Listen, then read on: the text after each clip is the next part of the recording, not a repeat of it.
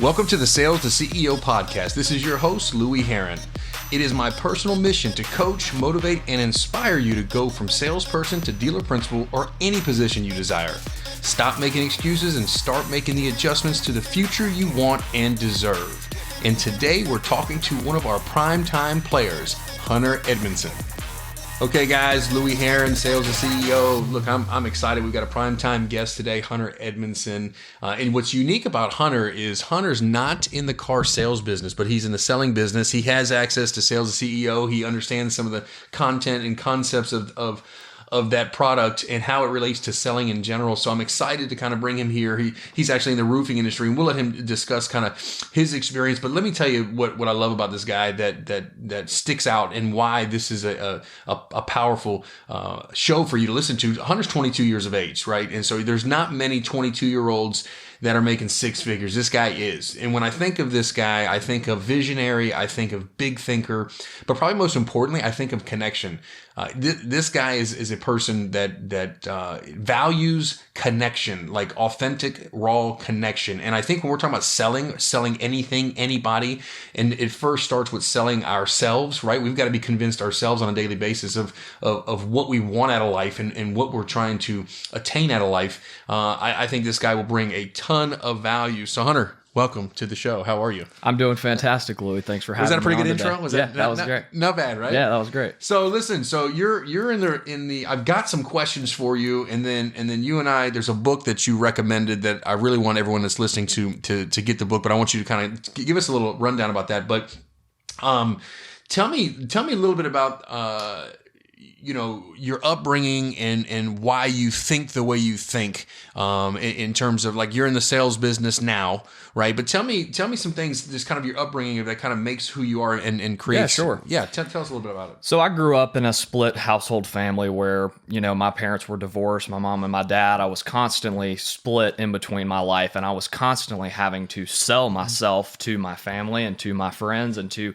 everybody, to convince one side or the other who was right and who was wrong. So initially I began to learn how to put all the different pieces together of stories that people would tell me, whether it was from my mom or from my dad. I would have to break those down and make my own best decision, my own best judgment, and decide for myself, who did I want to go to for Thanksgiving? Who did I want to go to for Christmas? I had to make all of these decisions for myself. Right. Well, and the stories of conflict within those, like, which narrative is true, right?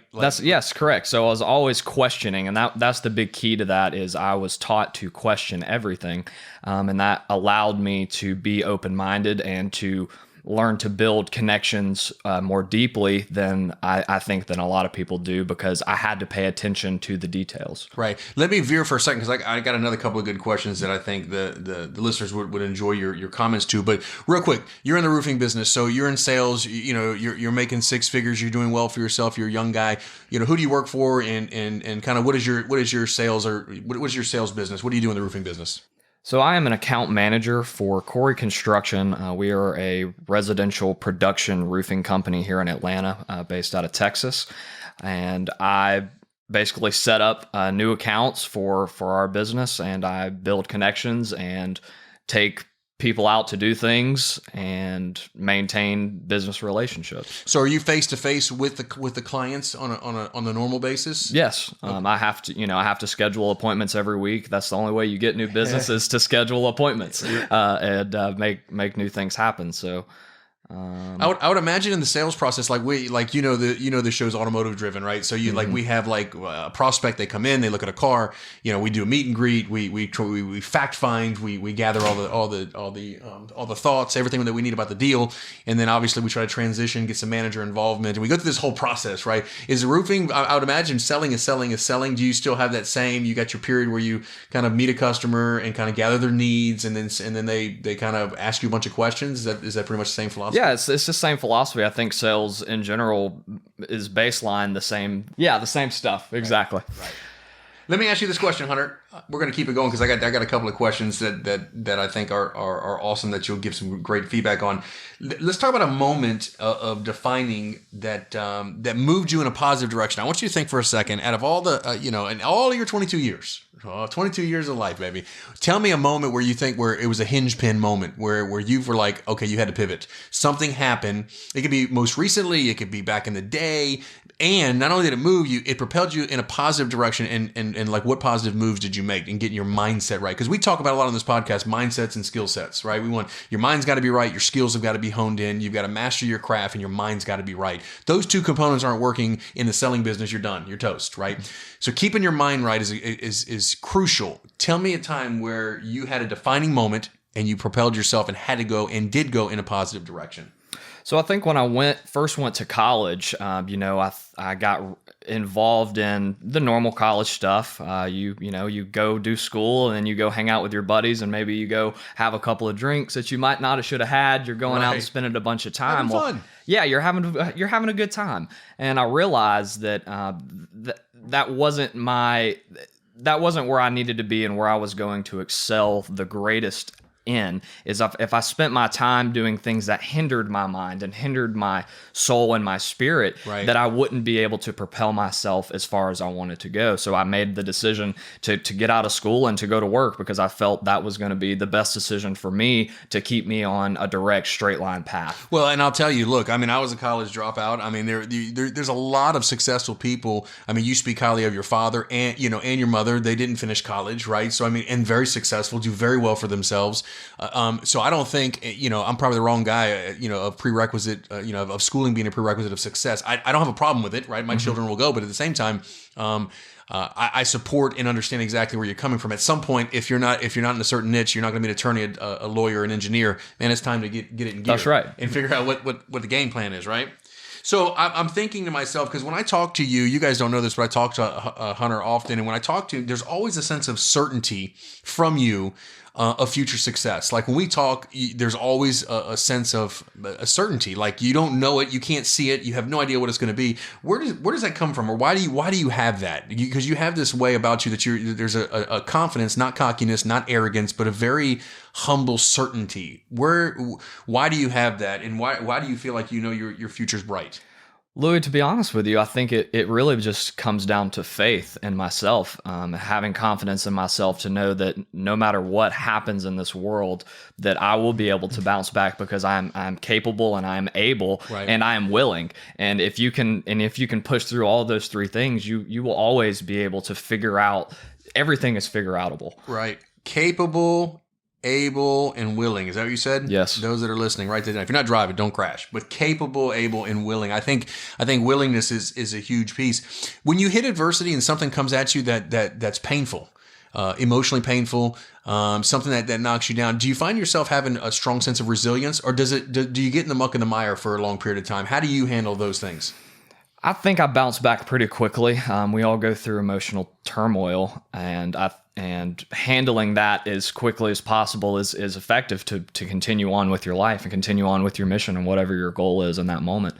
So I think that I handle adversities pretty well. Right. So again, we got this book that you and I have talked about. It's Power versus Force. Is that correct? Power versus Force. Do you know who the author by is? David R. Hawkins. Oh, he knows the author. Okay. So make mental note, guys, but write that down. Power versus Force. Now, let's go through this just a little bit because I want to hear your feedback as you've read this book. Is there a couple things that stick out? Like if you say, look, Louis, I think there's three things that stick out in this book. There's two things here's the one major thing. How would you, if you're going to explain to me the book and why I would want to buy the book and how it impacted your thinking, right? Because we're talking about mindsets again. But tell us a little bit about this book. So Power versus Force is truthfully a breakdown analysis of the consciousness level that humanity has, or anything has, the truth and the falsehood of the world. So we have truth and then we have falsehood. Things that are true will calibrate at a certain level in the universe, and so will falsehood. So the basis of this book is to describe how we can find the truth in the things that we are involved with, or find the falsehood. And there's a bunch of different techniques that he breaks down and analyzes throughout that are clinical and researched practices, right, to verify these so-called scores. Are you talking are you talking like literally vibration, right? Like a frequency, right? We're all connected in some way. Yes, exactly. Everything in the universe is connected to some point, and that point can be calibrated at a certain frequency. So in the book, he puts it into terms that are understandable for normal people, the layman. Right? Yes, right. Somebody who didn't finish college, for right? us, yes, for us humans. And this guy, he is a phenomenon of just very intellectual, very spiritual, very connected, and he puts it into a way that understands the different levels that we can reach as a human. And like Louis, like you were saying, what you take to the table and how you handle adversities and how you set your goals and put what you put into the world. Right. Yeah. So yeah, this and again, most of you know, when you listen, we only keep these podcasts to 15 minutes. And so we've got a few more minutes left. I'd love to continue talking about the book. But I do encourage you guys, Power versus Force. Who's the author? David R. Hawkins. David R. Hawkins. Just as closing, I just want to kind of go through the power of a paradigm. When we were talking earlier with some of the questions that I asked you, we're talking about people's behaviors, right? And people's what like when you think about the thing that fascinates me about human beings is like, how many times do people know how to do better? They want to do better, but they say to themselves, why don't I do better? Like, why do I keep doing the things that I do, right? Mm-hmm. It reminds me of the scripture where Paul talks about, why do I do the things I hate? I don't want to do those things. I don't know exactly the exact verse, but those that listen may understand. Why do I do the things that I know I'm not supposed to do, but I continue to do those things, right? And so I think as human beings, why do we continue to do that? And I think it makes me think of like our paradigm, right? Like our paradigm on how we see the world, like how we adjust, again, a paradigm is like a set of beliefs or a set of habits that are programmed in you from your subconscious mind, and they control all your behavior, right? That's the hardware. So without even thinking, without even conscious thought, you are reacting from your paradigm, right? And your paradigm's your DNA, yes. Your paradigm's your environment, right? So that's your narrative, that's your story, right. That's what you've created about yourself for your whole life. Exactly. So if you go against what you think and what you're naturally responsive to, right. You feel like you're lying to yourself. Right. So we continue to do the things that we're comfortable with and that right. we know, and we don't go outside of our comfort zone because we feel as if that's not our true self. Right. And so what's crazy about it is if a paradigm is kind of a set of beliefs and habits that is pre-programmed from your subconscious, from your upbringing, from your DNA, from your environment, right? Until you change the program, the behaviors will never change. That's correct. Right. So I guess it always makes me think, okay, so what can we do to change some of the programming, right? At a deeper level, not the conscious, but a deeper level. And if I had to say, like, there's three things to become more joyful, more abundant, have more happiness. What if you had, and I'm putting you on the spot because I didn't ask you this question beforehand. If you had three habits or three key things that you think are important to kind of reprogram yourself, kind of get your mind at a deeper level going in a different direction so we can change the behaviors, right? If we know better, we should do better, but we don't do better unless we change the programming. What three things would you give our listeners to kind of work on as far as of habits to get more abundance, more joy, more happiness, etc.? I think the first thing would be listening more and understanding others and your situation. I think listening and understanding is so vital to be able to even start your process of growing or learning or comprehending why somebody else thinks the way that they do. We have all these emotional influxes from others, and we react to those emotions from others. If we do not understand and we can't listen to what they're saying, we can allow those things to make us feel a certain type of way. It might not make us feel happy. Right. It might not make us feel joyful. Right. The second thing would probably be learning how to love yourself no matter what, even when you make mistakes, because we're all humans and we're going to make mistakes. We're going to live and we're going to learn. Mm-hmm. And I think that understanding, back to the first thing, understanding that you are going to make mistakes, and that you can still continue on with life knowing that, oh, I failed. Well, let's get up and go to the next thing. Right. Like, this isn't going to hinder me. This isn't going to stop me from pursuing my goals. Yeah, and I don't want to derail you, but really, what he just said there, I think is probably could be number one. And it sounds so silly, right? We see Saturday Night Live. I love myself. I love myself. I like myself. We make fun of, but they're really, if you think about the crux of behavior, things that we do are symptomatic of something deeper going on that more times than not is a huge gaping hole of self-love, right? Something we never received that we're fighting for, that we want. And so when we don't get it, we behave in such a way that may be reckless, that may be irresponsible, that may be whatever. And people look at you and like, why do you do it? You're like, I don't freaking know why I do that. I have no idea. But it's a driving force. So I think that the second one is huge, and it sounds crazy, but it's one that I think we all should pay attention to. So we listen, we have a high level of self-love, and do you have a third? And if you don't have a third, you don't have I would say, and I know it's kind of cliche now in today's world, but being authentic with yourself, and that comes to just being honest with others, and most importantly with yourself. Don't try to convince yourself. And again, if you're listening and you're understanding and you're loving yourself, it's way easier to be authentic. Man, we could venture. I was reading a book. I'm in the middle of a book, Black Heart, Black Face, a great book as well. And it was talking about lying, and it was talking about, like you're talking about authenticity. And one of the stories was talking about how many times people lie, and the conditioning of being 100% truthful in every given moment. And like, so there was one example that he was using in the book that was referencing an anchor was being grilled by somebody on the spot, and he was dishonest because he didn't want to. It was telling the story of how we're conditioned in a public environment to not give people information that's not their business. But he's lying, right? So if you talk about full authenticity and you put yourself out there, and wait a minute, this is my family's business in a public forum. It's nobody's business, but you're lying.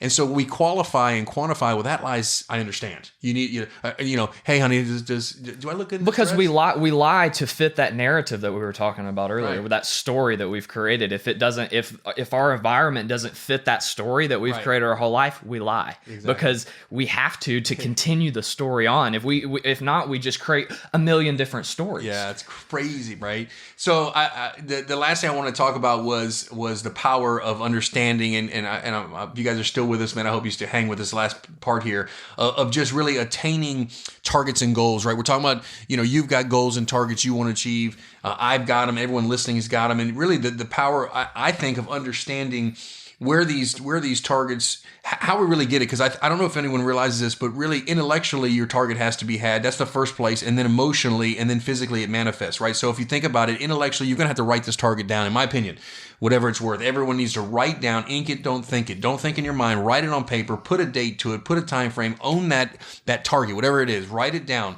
Then emotionally, you attain the target. So what do I mean by emotionally? Then we meditate on it. We visualize on it, right? We have affirmations. We see it in our mind's eye. I truly believe that when you intellectually write it down, you emotionally, with passion, accept it and see it in your mind as it's already attained, then the manifestation of that will find itself. That law of attraction, the circumstantial situation that you meet and people that give you this, that you wouldn't even know how you got it, right?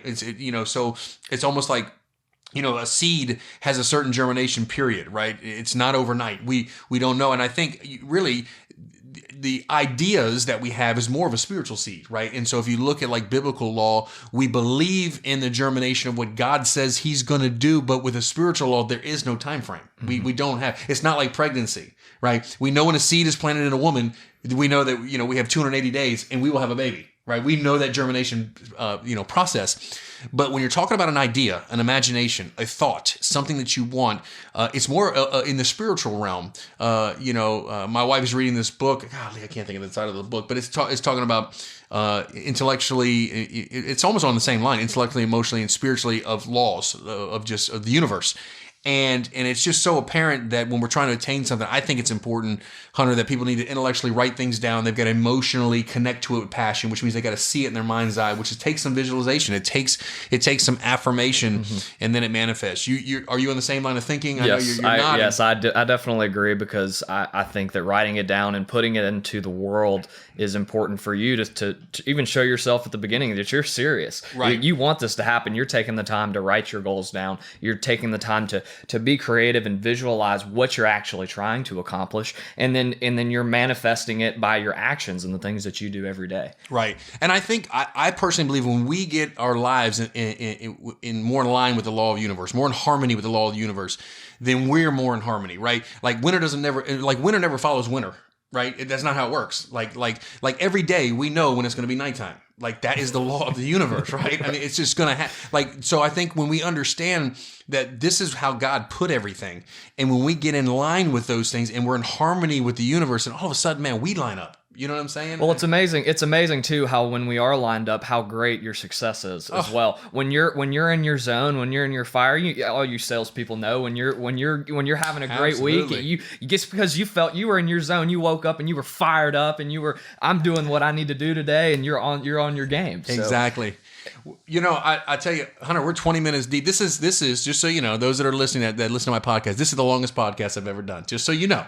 So Hunter, it was a pleasure having you. You did awesome. Thank you for sharing your wisdom, guys. I just again, for me, I'm sitting here talking with a 22-year-old that has some stuff together, and so if a 22-year-old can kind of gather this mindset and work on skill sets, that's what we want to encourage everyone that's listening to do the very same. Hunter, you have any closing remarks or words that close this thing out, or are you good? Work on getting to the next level. That's it. Work on getting to the next level. So look, this is Louis Heron, Sales CEO podcast. Do me a favor.